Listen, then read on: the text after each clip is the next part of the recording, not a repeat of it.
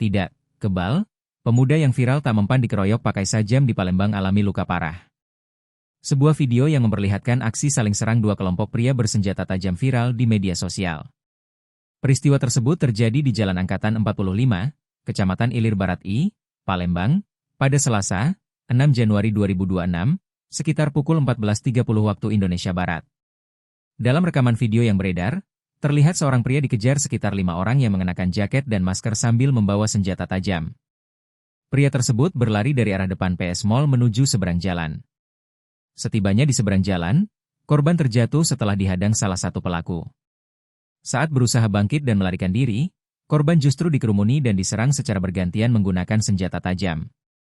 Pria tersebut masih bisa berdiri lagi bak kebal tak mempan setelah beberapa kali menerima ayunan pukulan senjata tajam dari pihak lawan.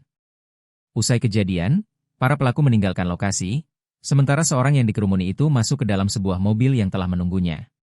Korban yang semula dikira kebal karena mampu berdiri usai dibacok berkali-kali, alami luka parah dan dirawat di RS. Kapolsek Ilir Barat I Palembang, Kompol Rifan Wijaya, mengatakan berdasarkan rekaman CCTV terdapat sekitar 10 orang lebih yang terlibat dalam aksi saling serang tersebut. Ia menambahkan, pihak kepolisian masih mendalami identitas para pelaku dan belum mengetahui apakah mereka berasal dari kelompok atau organisasi tertentu.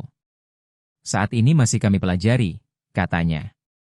Akibat peristiwa tersebut, satu orang korban yang viral dikeroyok mengalami luka dan sedang menjalani perawatan medis di Rumah Sakit AK Gani Palembang.